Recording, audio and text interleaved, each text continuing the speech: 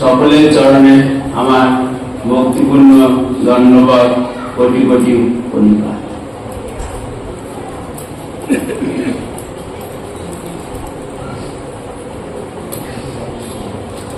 ভগবান ভক্তি রসামৃত সিন্ধুতে ভগবানের অনেক গুণের কথা বর্ণনা করেছেন রূপ গোস্বামী।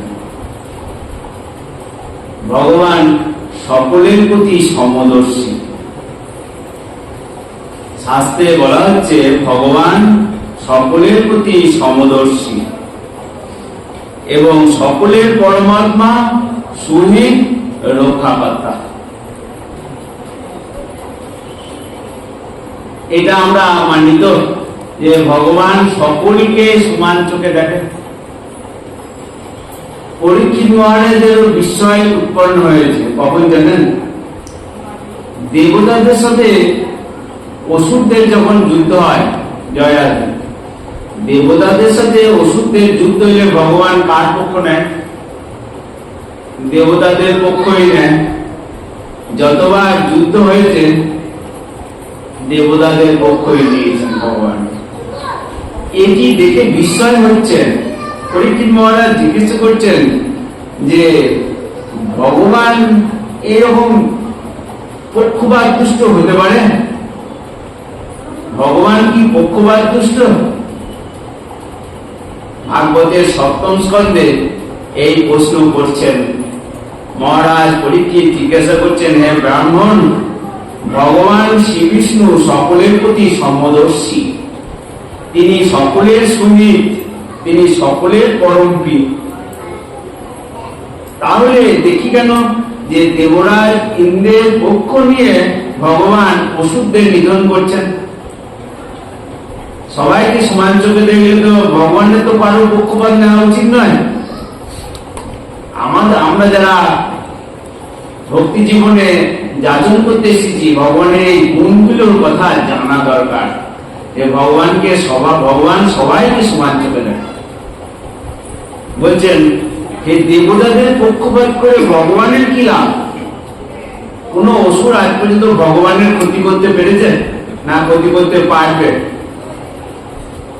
তাহলে তিনি কেন দেবতাদের পক্ষ নিলেন? প্রশ্ন করছেন যে ভগবান তো নিরপেক্ষ, সকলকে সমান চোখে দেখেন। তাহলে আমার এই সংশয় দূর করুন। এই প্রশ্ন শুনে সুখদেব বলছেন, তুমি এমন প্রশ্ন করেছো, আমি আজ ভগবানের গুণের কথা বলতে পারবো বলে আনন্দিত হচ্ছি।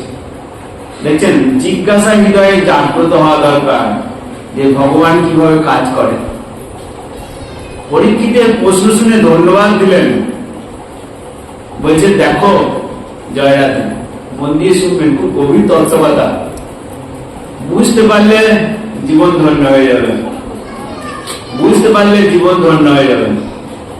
ভগবান প্রকৃতির 3 গুণের অতীত। ভগবান আমাদের মতো রাগ দেশ নাই। প্রশংসা করলে আমরা খুশি হই, কেউ নিন্দে করলে আমরা দুঃখিত হয়ে যাই, তার প্রতি হিংসা হয়। কিন্তু ভগবান প্রশংসা নিন্দে বলে আলাদা করে কিছু দেখেন না। কেন দেখেন না? ভগবান নির্গুণ। ভগবানের রাজ্যে ভগবানকে সত্য, রজ, তম এই 3 গুণ ছুঁতে পারে না। ভগবান অজ, অজ মানে তার যার জন্ম হয় না। তিনি কৃপা করে জন্ম নেন, কৃপা করে মনুষ্য শরীর ধারণ করেন, কৃপা করে মা বাবাকে নিয়ে এই জগতে লীলা করেন। কিন্তু ভগবানের এই জগতের কোনো জন্ম নাই। ভগবান গুণাতীত।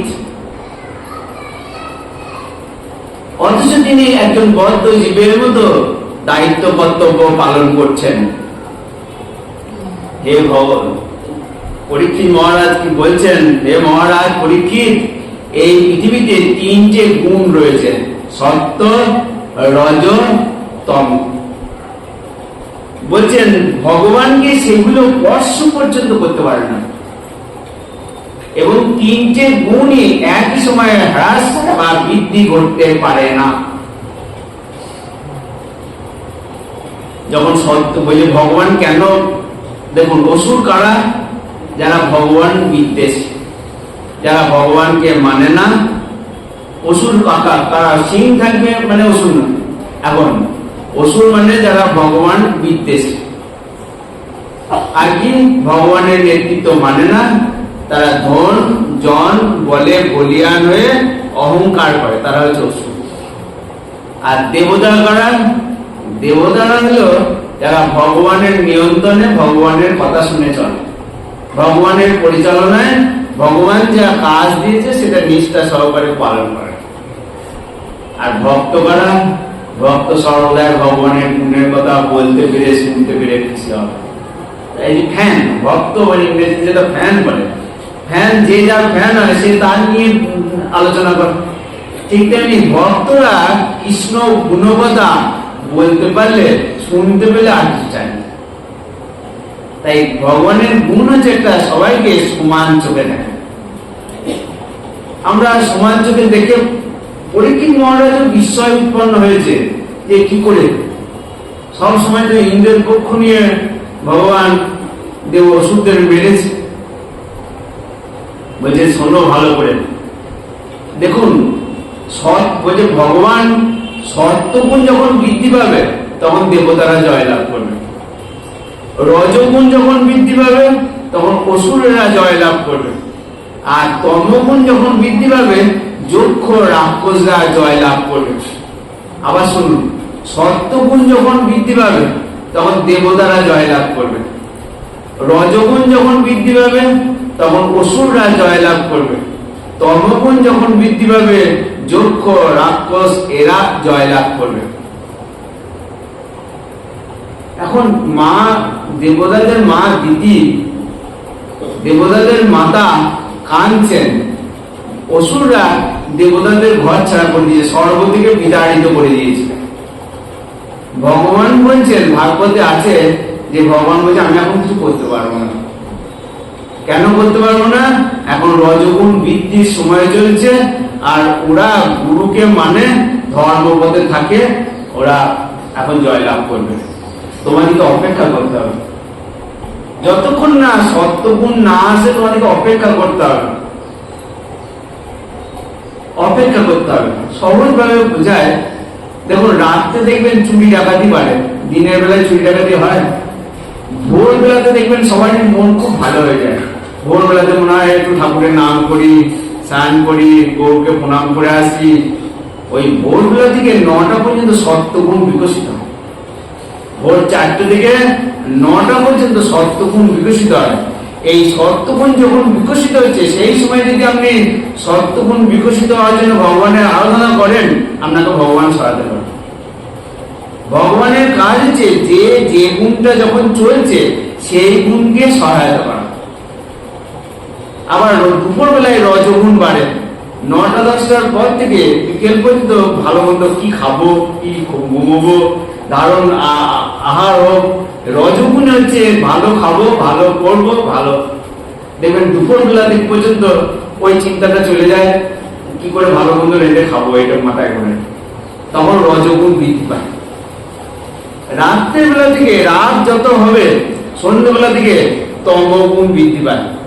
এই তমগুণের লক্ষণ কি? নিদ্রা, আলস্য, যত রকমের খারাপ কাজ, চুরি ডাকাতি, মারামারি, খুনোখুনি, হিংসা, সব তমগুণের কাজ। সব দেখবেন যত খুন ডাকাতি সব এই রাত 12টা থেকে 2টোর মধ্যে। কেন? ওই সময় তমগুণ বৃদ্ধি পাচ্ছে। এখন তমগুণ বৃদ্ধি পাচ্ছে, সেই সময় যদি একটা সাধু রাস্তায় বেরিয়ে যায়, দিয়ে ওই ডাকাতদের সাথে বলতে থাকে তোমরা এসব করো না, তাহলে মার খাবে না সে মার খাবে কি খাবে না? কারণ ওই সময়টা এটা ভগবান বলছেন তমগুণ যখন বাড়বে তখন তুমি সাবধানে থাকো। যারা সত্যগুণের মানুষ, যারা সত্যগুণের মানুষ তারা সাবধান হয়ে যাও। এই দিনের ক্ষেত্রে যেমন সত্য এটি, তেমনি কালের ক্ষেত্রেও এটি সত্য। এখন কি কাল চলছে? কলিকাল। কলিকাল রজ এবং তমগুণ বাড়বে, রজ এবং তমগুণের অত্যাচার বাড়বে। সেই জন্য আপনি জগতে যত ন্যায়ের কথা বলতে যাবেন আপনাকে ঘরে ঢুকে যেতে হবে, কারণ এখন রজ তমগুণ বৃদ্ধি চলছে, ওষুধের বারবারন্ত চলবে, আপনি কিছুই করতে পারবেন না, তমগুণের বিকাশ চলছে। জয় রাধা। সেই জন্য ভক্তদের বলছেন ভগবান তুমি গিয়ে বসে হরিনাম করো, তখন তমগুণ চলছে, রাত শুরু হয়ে গিয়েছে। সবে তো কলি সন্ধ্যা বলা হয়, মানে কলিকালটা শুরু হয় সন্ধ্যা থেকে, রাত সন্ধ্যাবেলা থেকে কলিকালটা গণনা শুরু হয়। যত রাত বাড়ছে কলিকাল বাড়ছে মানে রাত বাড়ছে, যত রাত বাড়ছে মানে তমগুণ বাড়বে। ভালো লোকের এটা দেখতে দিন লাগলেও সবটাই রাত, সবটাই রাত। ভগবান বলছেন আমি সমদর্শী।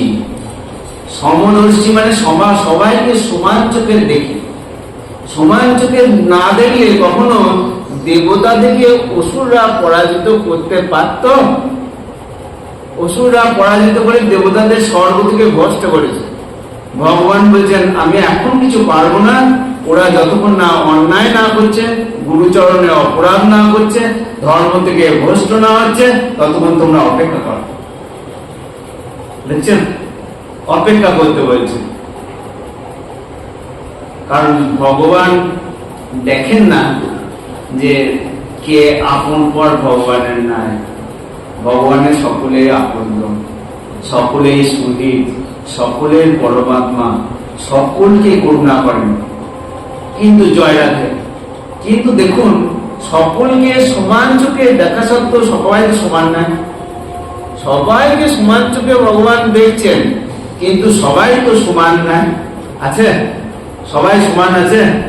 কেউ ধনী, কেউ গরিব, কেউ রোগগ্রস্ত, কেউ কষ্ট পাচ্ছে, কেউ যন্ত্রণা, সাংসারিক যন্ত্রণা। এত বিরুদ্ধাচার কেন? ভগবানকে যদি সবাইকে সমান চোখে দেখে। এইবার আসুন কি ভাগবত বলছে, কি মন দিয়ে শুনুন। বলছেন ভগবান কি করেন? কেবলমাত্র আমার হৃদয়ের বাসনা পূর্ণ করেন। ভক্ত হোক অভক্ত হোক, মন দিয়ে শুনুন, গভীর তত্ত্বকথা। ভগবান কেবলমাত্র ভক্ত হতে হতে আপনার পারে না, সকলের পরমাত্মা রূপে হৃদয়ের থেকে মনোবাসনা পূর্ণ করে। জয় রাধা। এখন আমার যদি ভেতরে বাসনা হয় আরো সংসার দাও, বাড়িঘর দাও, টাকা পয়সা দাও, ধন দৌলত দাও, আত্মীয় স্বজন দাও, ভগবান দেবে। কারণ আমার তো বাসনা সমদর্শী। এখানে সমদর্শীটা কি? তুমি যা চাইবে তাই দেবো। জয় রাধা। কিন্তু যাওয়ার পর আপনার বাচ্চা ছেলে আপনাকে বলছে ঠান্ডা লেগেছে, তাও বলছে আমি কোল্ড ড্রিঙ্কস খাবো, ঠান্ডা জিনিস খাবো, ফ্রিজ থেকে জল বার করছে খেয়ে নিয়েছে। আপনি মানা করছেন যে খাওয়া উচিত নয়। গুরু, বাড়ির মা বাবা গুরু তো, তারা মানা করছে, কিন্তু সে বলছে না আমি ঠান্ডা জল খাবো। গরম থেকে এসে ছুটে এসে ঠান্ডা জল খাইছে। কিন্তু ছেলের প্রতি স্নেহতে আপনি কিছু বলতে পারছেন না। আচ্ছা চাইছে খাক, কিন্তু ক্ষতি হবে জানা সত্ত্বেও আপনি কিছু করতে পারছেন না, কারণ আপনার ওখানে স্নেহ রয়েছে, আপনার ওখানে স্নেহ রয়েছে। ভগবানেরও তাই। ভগবান সবাই সন্তান। ভগবান দেখছে যে আমার চরণে এসে এরা সংসার চাইছে, আমার চরণে এসে বলছে টাকা দাও, ধন দৌলত দাও, বাড়ি গাড়ি দাও, জগৎ সংসারে অনিত্য বিষয় চেয়ে বেড়াচ্ছে। ভগবান কাঁদছেন তোমার ক্ষতি হবে, কিন্তু তুমি তো চাইছো আমি তো সবাইকে সমান চোখে দেখি, তোমার ক্ষতি হবে। কারণ সংসার যে গাছটা, সেই গাছের তাকে বলা হয়েছে বিষবৃক্ষ। এই বিষবৃক্ষে বিষ ফল ধরবে তো। যদি গাছটা নিম গাছ হয় তো নিম ফল, আম গাছ হলে আম ফল, তাহলে বিষ গাছ হলে বিষ ফল। আপনি ভগবানের কাছে এসে চাইছেন বিষ ফল। যন্ত্রণা পেলে ভগবান দায়ী? যন্ত্রণা পেলে ভগবান দায়ী? আপনি বলুন। ভগবান বলছেন আমি সমদর্শী, সবাইকে সমান চোখে দেখি, কিন্তু কি করবো আমি? তুমি তোমাকে মনুষ্য জন্ম দেওয়া হয়েছিল হরি ভজন করার জন্য, তুমি আমার কাছে এসে সংসার চাইছো, তুমি এই জগতের বস্তু চাইছো, তুমি অনিত্য বস্তু নিত্য বস্তু চেতে পারতে, কিন্তু চাইলে না। আমি সমাজ কি করবো, আমাকে দিতে হবে। জয় রাধে, বুঝতে পারলাম? বলছেন পরীক্ষিত মহারাজ আশ্চর্য হয়ে গেছেন, তাই বলছেন এইটা দেখো ভগবান কি বলছে, দেখো কি সংশয়। এই লাইনে ব্যাখ্যা দিচ্ছে ভাগবত কৌন, একদম ভাগবত শ্লোক বলছে, সর্বব্যাপ্ত ভগবান জীবের প্রতিটি হৃদয়ে বিরাজ করেন। সব জায়গায় ভগবান আছে, সব জায়গায় ভগবান আছে। নাস্তিকরা কোথাও ভগবান দেখতে পায় না, আস্তিকরা ভগবান মানে, আর ভক্ত সর্বদাই সর্বত্র হরিদর্শন করে, সর্বত্র হরিদর্শন করছে। আর নাস্তিক কোথাও ভগবানের অস্তিত্ব অনুভব করতে পারছে না। বলছেন জীবের হৃদয়ে ভগবান বিরাজ করছেন। বলছেন ভগবান কি করেন, ভেতরে কতটা ভক্তি আছে সেটা দেখে। এই ভক্তির মাত্রার অনুসারে ঠিক হয় কে অসুর কে দেবতা। জয় রাধে। ভক্তির মাত্রা অনুসারে কৃষ্ণচরণের মতিটা কতটা আছে তার উপরে নির্ভর করে কে অসুর কে দেবতা। আর যদি ভক্তি এসে যায়, বলছে ভগবানের কৃপা লাভ সে করবে। ভক্তি এসে গেলে জয় রাধে, আপনার হৃদয়ে যদি গোবিন্দ পাঠ পদ্মে একবার ভক্তিটা এসে যায়, আর আপনাকে পেছন ফিরে তাকাতে হবে না। আমি তো কৃপা করার উপর, আমি দেবার উপরে আছে, তোমাকে নিয়ে যেতে এসেছি সেই চিন্ময় ধামে, তোমাকে দিব্য শরীর দেবো, সেই চিন্ময় ধামে নিয়ে যাব, তুমি শুধু একবার চাও। ভগবানের কৃপা লাভ করে গীতাতেও ভগবান বলেছেন সবাই আমার সমান, সমহম সর্বভূতেষু। আমার কাছে কেউ কেউ অপ্রিয় নয়, কেউ শত্রু নয়, কিন্তু যে আমাকে ভজন করে সে বলে আমি গোবিন্দের, আর আমি বলি ও আমার। সে বলে আমি কার, আমি গোবিন্দের, আর আমিও বলি ও আমার, ও আমার। বলছেন দেখো ভগবান নির্গুণ কেন, একটা ঘটনা ঘটেছে ভাগবতে। শিশুপাল কি করতেন জানেন? সে ছোটবেলা থেকে ভগবানকে গালাগালি দিতেন। গোয়ালার ছেলে, ও কি করে রাজা শ্রেষ্ঠ পুরস্কার পায়, সর্বদাই গালাগালি দিতেন।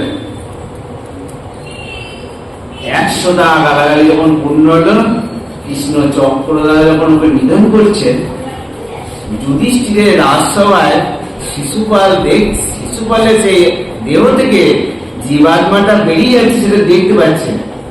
জীবাত্মা, সেই জ্যোতির্ময় জীবাত্মা বেরিয়ে গিয়ে না কৃষ্ণ পাদ পদ্মে বিলীন হয়ে গেল।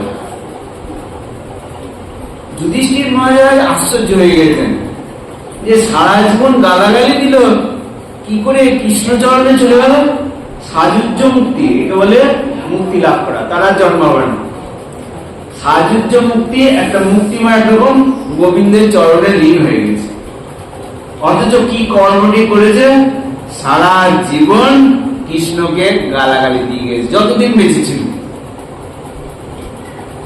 যুধিষ্ঠির মহারাজ আশ্চর্য হয়ে প্রশ্ন করছেন নারদকে যে কি ব্যাপার, এইরকম গালাগালি দিয়ে কৃষ্ণচরণে পৌঁছানো যায়?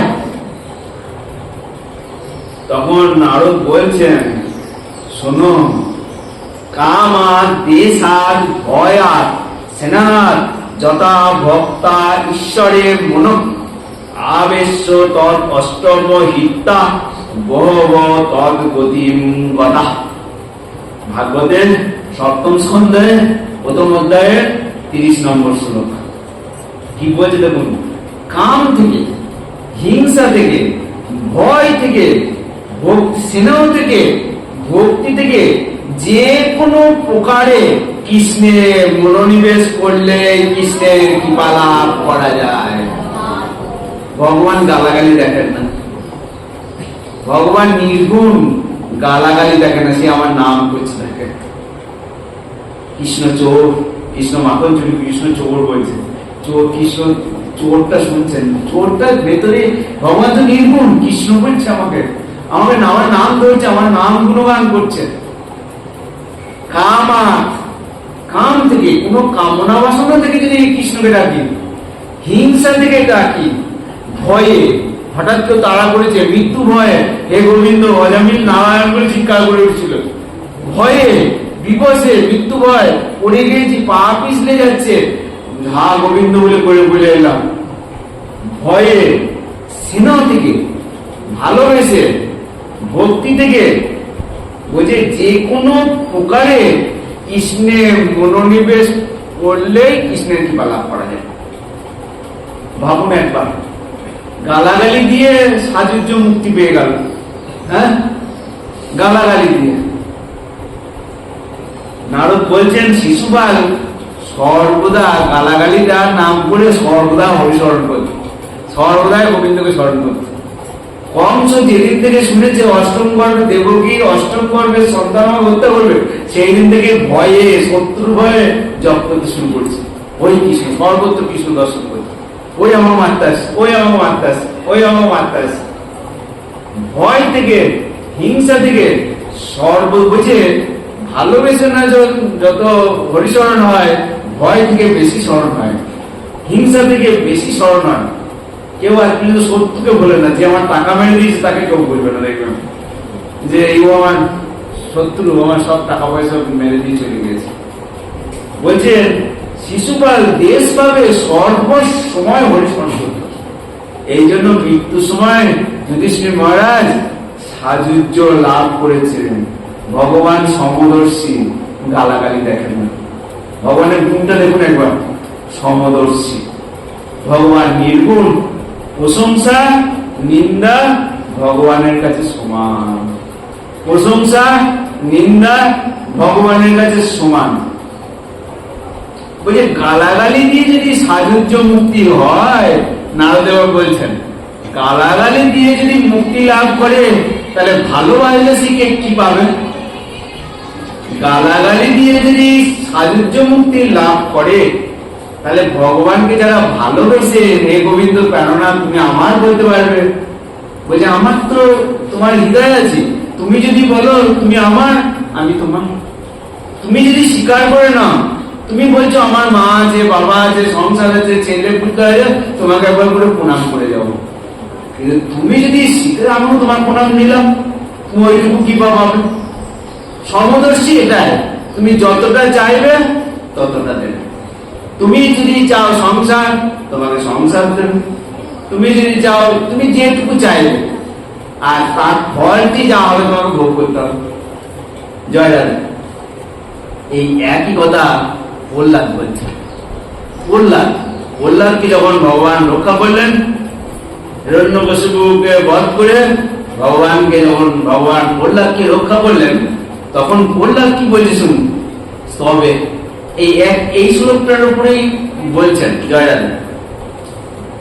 বলছেন হে ভগবান, আপনি সাধারণ জীবের মতো সত্য মিথ্যের অনুকূল প্রতিকূল ভেদ ভাব দর্শন করেন না। ভগবান কারোর ভেদ করে না, এ গরিব, এ বড়লোক, এ গরিবের পূজা নেবো না, বড়লোকের পূজা নেবো।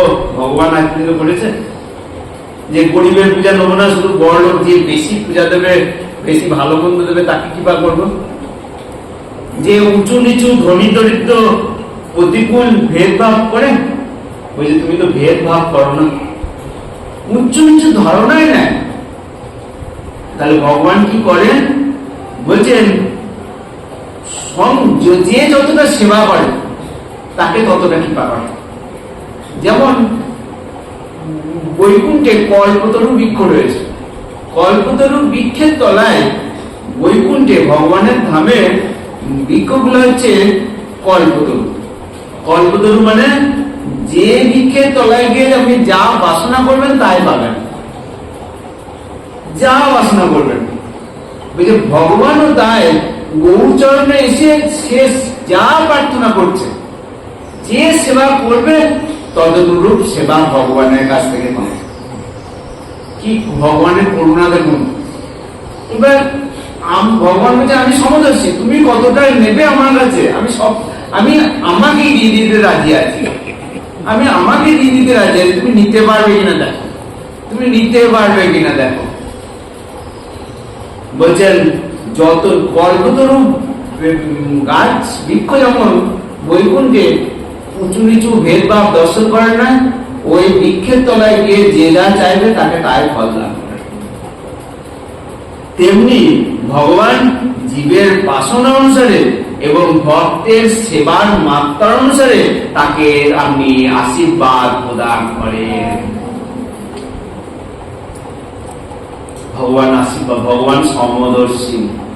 আমাদের যে কষ্ট পাচ্ছি সব আমাদের নিজের চাওয়ার গোলমালের জন্য, চাওয়ার গোলমালের জন্য।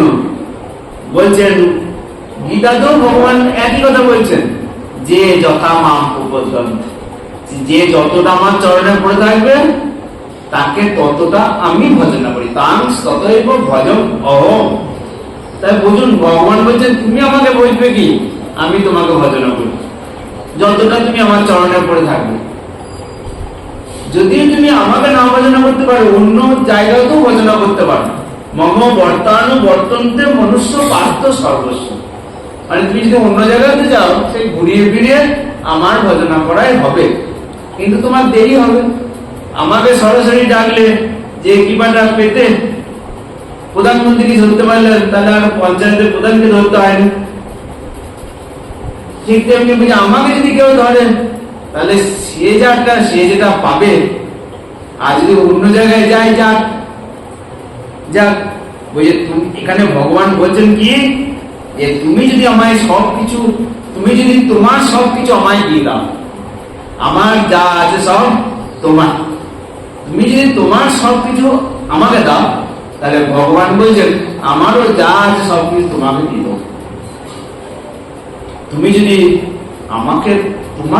আমাকেই দিয়ে দাও, ভগবান বলছে তুমি যদি এবার তোমাকে নিজেকেই, বলি মহারাজ যেমন দিয়েছিল, গোবিন্দ চরণে মাথা পেতে দিয়েছিল, তুমি যদি আমাকে দিয়ে দাও, তাহলে ভগবান বলছেন তাহলে আমি কি করব, তোমাকেই দিয়ে দেবো, তোমাকেই দিয়ে দেবো। এটা তোমার প্রতিজ্ঞা, এটা তোমার প্রতিজ্ঞা।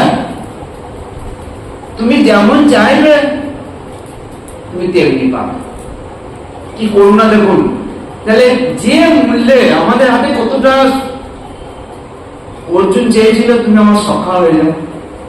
কুরুক্ষেত্রের যুদ্ধের আগে ও কৃষ্ণ তো কৌরবদের পক্ষে যাবো না বলে না, বলেছিল দুজনে এসো, যে যা চাইবে তাই দেবো।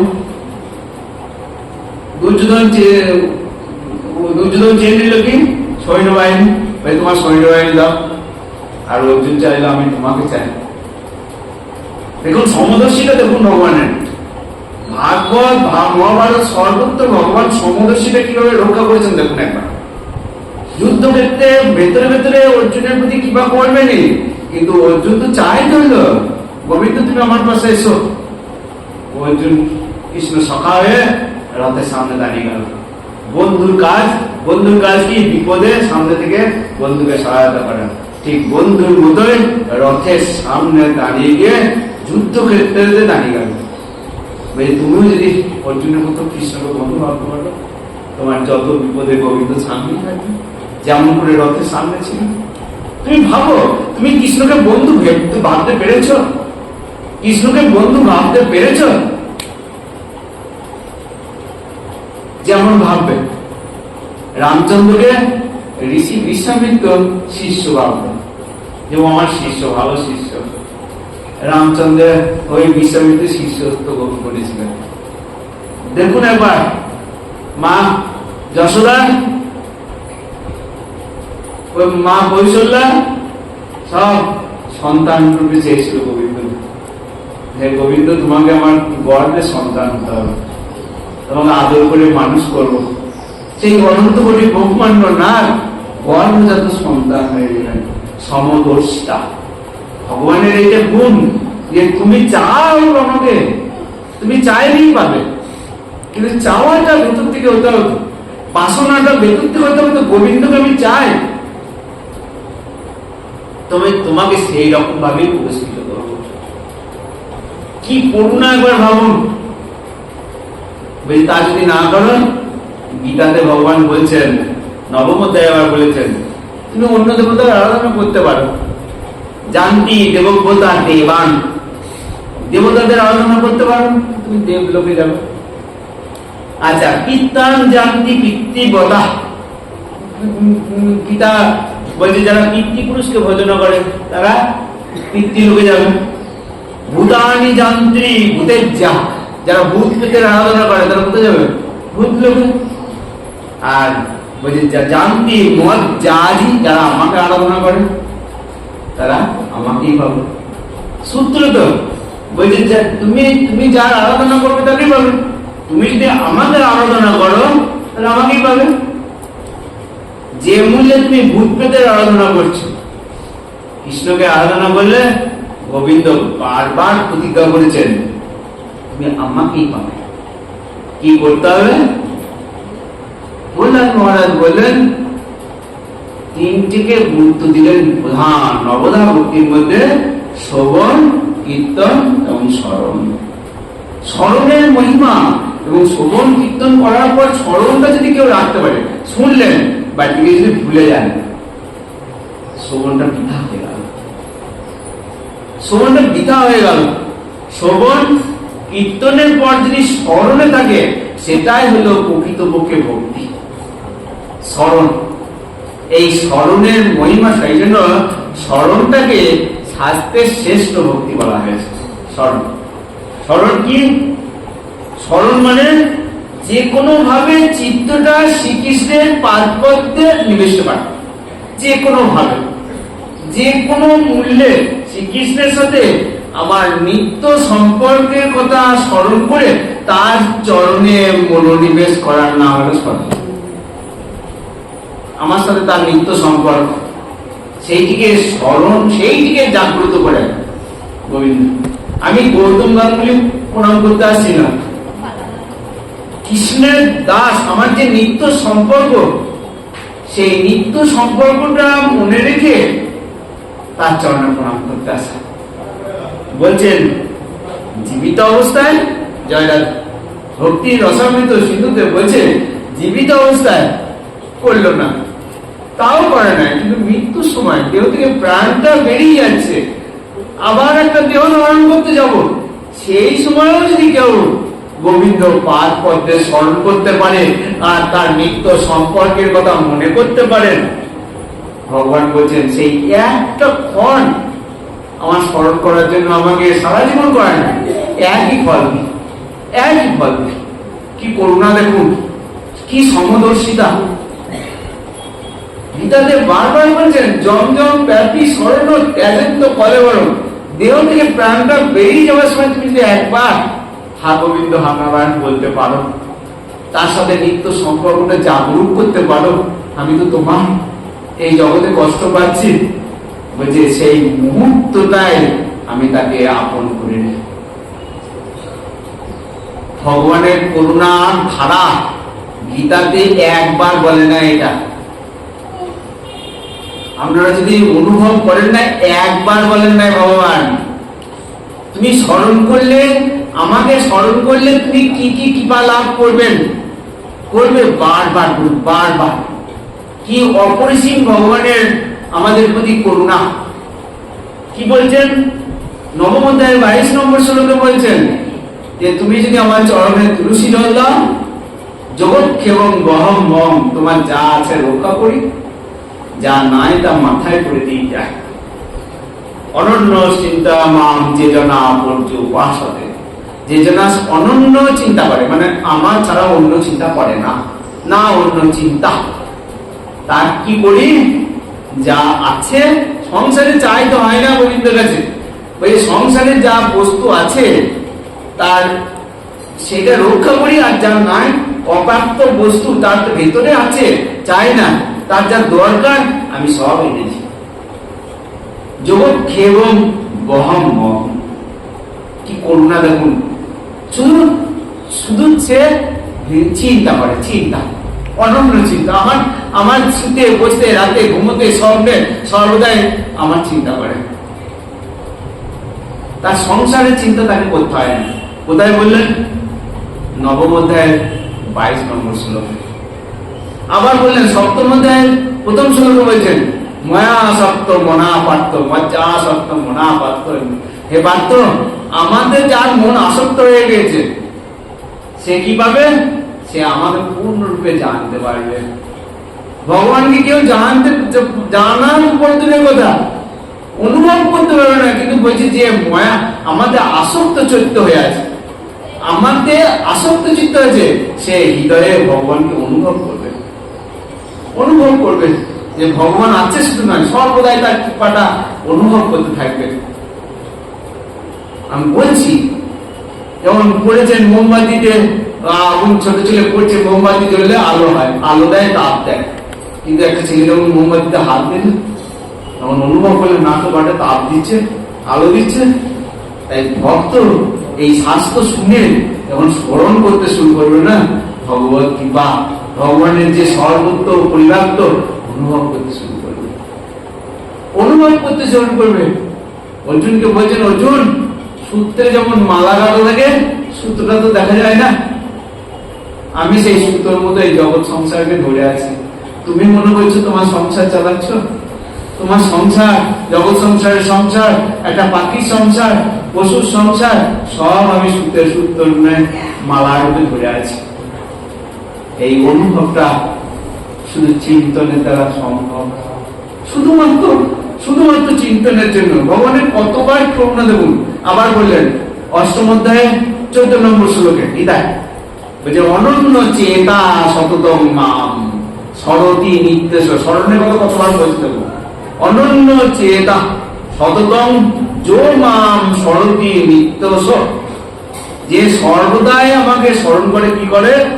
হে পার্থ, যিনি একাগ্র চিত্তে কেবল আমাকেই নিরন্তর স্মরণ করে, সেই নিত্যযুক্ত ভক্ত যোগীর কাছে আমি সুলভ হয়ে যাই। সুলভ মানে ভগবানকে পাওয়া যায়। ভগবান তো দুর্লভের দুর্লভ, কিন্তু ভগবান বলছেন আমি সুলভ হয়ে যায়। যোগ মানে তার সাথে জুড়ে থাকা, যোগ মানে আর অন্য কিছু নয়, তার সাথে জুড়ে থাকা, সকাল থেকে দিন থেকে রাত থেকে সর্বস্ব সময় জুড়ে থাকা। এই জুড়ে থাকাকে যোগ বলে। জুড়ে থাকলে সুলভ হয়ে যায়। কি করি? মাম উপেত্ত পুনর্জন্ম দুঃখালয়ম অশাশ্বতম না প্নুবন্তি মহাত্তন সংসিদ্ধিং পরমাং গতিম। 8-15 গীতা অষ্টম অধ্যায় 15 নম্বর শ্লোকে বলছেন যে আমাকে যুক্ত হয়ে থাকে তাকে আর এই দুঃখময় অনিত্য সংসারে আর পুনর্জন্ম নিতে হয় না। কতবার বলেছি দেখুন, আমরা গীতা পড়ছি। স্মরণ করছি যে কারণ কেন জন্ম হয় না, তারা পরম সিদ্ধি প্রাপ্ত হয়ে গেছে, তারা বারবার চিন্তন করে সিদ্ধি প্রাপ্ত হয়ে গেছে, তারা পুনর্জন্ম হবে না। কোথায়? এই দুঃখালয় হবে, এই নিত্য অশাশ্বতম, যা চিরস্থায়ী নয়। দেহ বৈভব টাকা পয়সা চিরস্থায়ী নয়, তার আর এখানে জন্ম হবে না। তাহলে সে কোথায় যাবে? বলছেন আবম্ম ভুবনর লোকা পুনরাবর্তন। অর্জুন, আমাকে যারা ভজনা করে না, আমায় কি করবো? আমার এইটাই নিয়ম বানিয়েছি যে তোমাকে ঘুরে বেড়াতে হবে। তুমি আমাকে ভজনা না করে অন্য কিছু চাইলে আমি দেব, তুমি সংসার চাইলে সংসার দেব। এই পশুর সংসার আগেও হয়েছে, আবার পশুর সংসার হবে। তুমি তো চেয়ে নিচ্ছ ভাই, আমার কাছে এসে তুমি সংসার চাইছো। আগেও অনেকবার সংসার দিয়েছি, আবার মনুষ্য জন্ম হওয়ার পরও তুমি সংসারই চাইছো। না কি করবো? তোমাকে ঘুরে বেড়াতে হবে। আবম্ম ভুবনের লোকা, তুমি একা করছো না, সমস্ত ভুবন, হে অর্জুন, এই ভুবন থেকে ব্রহ্মলোক পর্যন্ত সব পুনরায় আবর্তনশীল, ঘুরছে চক্র। কিন্তু আমাকে পেলে তারা বলছেন পুনর্জন্ম ন বিদ্যতে, তারা পুনর্জন্ম হবে না। কি মূল্যে?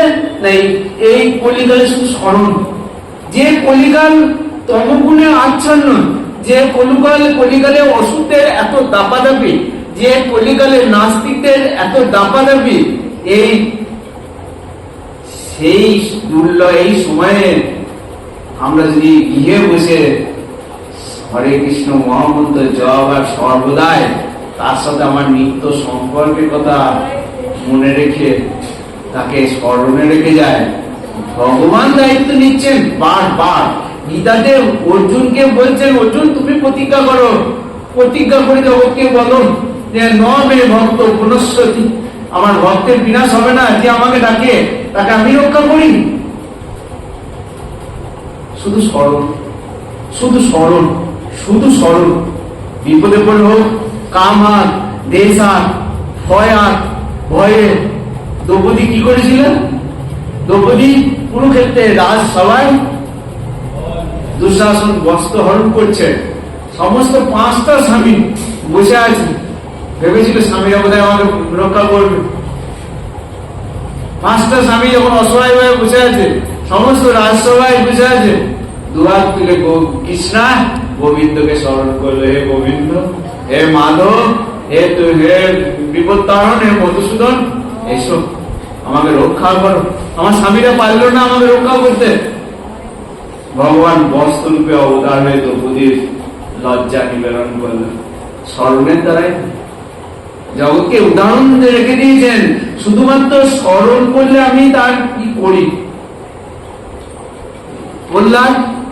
প্রহ্লাদের কথা কতবার শুনবেন? প্রহ্লাদের কাছে ভগবান কাঁদছেন, শেষে নরসিংহ অবতারে ভগবান বলছেন প্রহ্লাদ যখন সব করছে, প্রহ্লাদ আমি বড় আসতে দেরি করে ফেলেছি, তোমার বাবা আমি আসার আগে অনেক কষ্ট দিয়েছি, পাথরের চাপা দিয়েছে, সাগর থেকে পাহাড় থেকে ফেলে দিয়েছে, সর্পের মুখে ভুলে দিন, আমি তোমাকে রক্ষা করার জন্য খুব বড় দেরি করে ফেলেছি, আমার এত দেরি করা উচিত হয় নাকি, ক্ষমা করো। ভগবান ক্ষমা চাইছেন, প্রহ্লাদের কাছে ক্ষমা চাইছেন। তোমার মতো স্মরণীয়, যে অনন্যচিত স্মরণীয়, আমি আসতে এত দেরি করি না, এত তোমাকে কষ্ট দিলাম। স্মরণ ভক্তির মাহাত্ম্য। গজেন্দ্র একটা হাতি, ভগবান কুলশীল বিচার করেন নাই, একটা হাতি পায়ে কামড়ে ধরেছে, ভাগবতে কুমিরে বলশালী কুমির সাগরে টেনে নিয়ে যাচ্ছে, গজেন্দ্র দেখলো আমার হস্তিনীরা শাবকরা সব পাড়ে উঠে যাচ্ছে, কেউ আমাকে বাঁচাচ্ছে না। তখন পূর্বজন্মের কথা মনে করে সেই সাগর থেকে একটা পদ্ম ফুল নিয়ে সরোবর থেকে গোবিন্দকে ডাকছেন, হে হরি, এই বিপদে তো আর কেউ নাই, তুমি আছো, তুমি আমাকে রক্ষা করো। ভগবান মনের চেয়ে দ্রুতগামী বেগে গরুকে ফেলে দিয়ে শিহরি সেই সরোবরের তীরে এসে গজেন্দ্রকে রক্ষা করলেন। স্মরণের কি মহিমা দেখুন, শুধুমাত্র স্মরণ, আত্ম। আমি অন্য জায়গায় যাই না, আমার কাছে এসেছে বিপদে, আমার কাছে এসেছে, ও আমার। স্মরণের মহিমা শ্রেষ্ঠ। যোগক এবং বহমের আমরা একটা কাহিনী পাই, অনেক অনেক কাহিনী আছে, কিন্তু ভক্তমাল বলতে অর্জুন বিশ্ব স্থান পেয়েছেন। 7 দিন বৃষ্টি হয়েছে, ভিক্ষা করতে যায় না এই সুলভপুরে, যে গোবিন্দ আমাকে খাবার দেবে। দেখো যোগক এবং বহম লেখা আছে, ভগবান এনে দেয়। ভগবান শব্দ বেশি এসে তার বাইরে খাবার দিয়ে গেছে। ভগবান বলছে তুমি যদি স্মরণ করো, তুমি বিপদে পড়লে আমি রক্ষা করব। তুমি যদি স্মরণ করো, তোমার যোগক এবং বহম তোমার সমস্ত কিছু রক্ষা করবো, তোমার যা নাই তা আমি এনে দেবো মাথায় করে। তুমি যদি স্মরণ করো, পরিপূর্ণ স্মরণ করো, আমাকে সম্পূর্ণরূপে জানতে পারবে। ভগবান কেমন, তার রূপ কেমন, সে কোথায় থাকে, তার ধাম কি, তার ভক্ত কি, তার পরিকর কি, সম্পূর্ণ তার কাছে আমি ধরা দিই। ভগবান বলেছে তুমি শুধু আমার স্মরণ করো, তোমার ভেতরে চিত্ততে পরিস্ফুট হয়ে যাবে যে আমার স্বরূপ, আমার স্বরূপ। যে নিত্য ধ্যান করে, যে নিত্য ধ্যান করে, সে ভক্তকে মৃত্যুরূপ সংসার হতে উদ্ধার করিব যাবি শীঘ্র, জানো ভালো মতে। তেষামং সমদুত্তদা মৃত্যু সংসার সাগরা ভবামিনা চিরাৎ পার্থ মজ্জাবেশিত চেতসাম। ভক্তিযোগ বলছেন, যে আমার সম্বন্ধে সব কর্ম করে, যে আমার সম্বন্ধে সব কর্ম করে, আমার স্বরূপে নিত্য ধ্যান করে, জীবন যে মরে সখী আমাকে আসক্ত, সে ভক্তকে মৃত্যুরূপ সংসার হতে উদ্ধার করিব শীঘ্রই, জানো ভালো মতে। শীঘ্রই, মানে দেরি করবেন না। স্মরণ ভক্তির মহিমা ভগবান সুলভ হয়ে যায়, তার আর পুনর্জন্ম হবে না, সে সিদ্ধি লাভ করবে। অথচ দেখুন, অথচ যদি না করি, এই ঘোর কলি আসছে, ঘোর কলি। যত দিন যাবে তত মানে দিন বলে কলিকালে কিছু নাই, সন্ধ্যা রাত বাড়ছে, রাত বাড়ছে। আপনি সকালটা দিন দেখছেন, কিন্তু স্বাস্থ্যের বিচারে এটা রাত চলছে। রাতে অসুর ডাকাতি চিন্তায় যত রকমের অনাচার দিনের বেলাতেই হবে। আসলে তো এটা রাত, কিচ্ছু করতে পারবেন না, কারণ তমগুণের বারবার চলছে। বিচার পাবেন না, এ জগতে দেখছেন তো বিচার কেউ পাচ্ছেন না। বিচারের বাণী নীরবে নির্ভীকতে কাঁদে। বড় লোকদের টাকা পয়সা থাকলে এখন না কোটে গেলেও বড় লোকই বিচার পাবে, গরিব মানুষ বিচার পাচ্ছে, টাকা পয়সা না থাকলে বিচার পাবে? বিচারের বাণী রবীন্দ্রনাথ লিখেছিলেন এই জন্য, বিচারের বাণী নীরবে নির্ভীকতে কাঁদে। তাহলে আমার হাতে কি আছে উপায়? গৌরী দিয়ে গেছেন, তুমি বসে বসে বাড়িতে নিত্য আমাকে স্মরণ করো। হরে কৃষ্ণ কৃষ্ণ কৃষ্ণ হরে হরে, হরে রাম রাম রাম হরে হরে।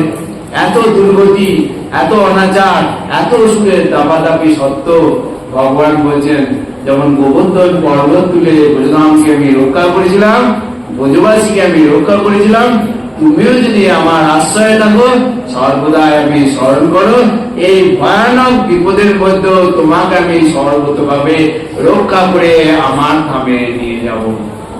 জয় রাধে, জয় রাধে, জয় রাধে। সকলের চরণে আমার ভক্তিপূর্ণ দণ্ডবত, কোটি কোটি প্রণিপাত।